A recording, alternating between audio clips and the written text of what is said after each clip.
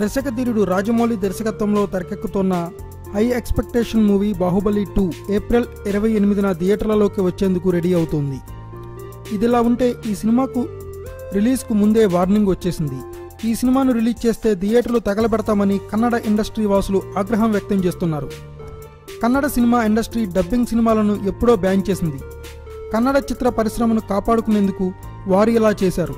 అక్కడ రిలీజ్ అయ్యే సినిమాలు ఆ భాషలోనే రిలీజ్ కావాలని, కానీ కన్నడ భాషలోకి డబ్ చేయకూడదు. అయితే ఇప్పుడు బాహుబలికి ఉన్న క్రేజ్ దృష్ట్యా ఈ సినిమాను కన్నడ భాషలోకి డబ్ చేస్తే ఎలా ఉంటుందని అక్కడ కొందరు డిస్ట్రిబ్యూటర్లు ప్లాన్ చేస్తున్నారు. ఇదే ఇప్పుడు అక్కడ పెద్ద వివాదాన్ని రేపింది. ఈ విషయంపై ప్రముఖ కన్నడ నటుడు జగ్గేష్ ట్వీట్ చేస్తూ, ఇతర భాషల చిత్రాలను కన్నడంలోకి డబ్బింగ్ చేస్తే సినీ ప్రేక్షకుల్లో ఆగ్రహం కట్టలు తెచ్చుకుంటుందని, థియేటర్లను కూడా తగలబెట్టే పరిస్థితి తలెత్తవచ్చని ట్వీట్ చేశాడు.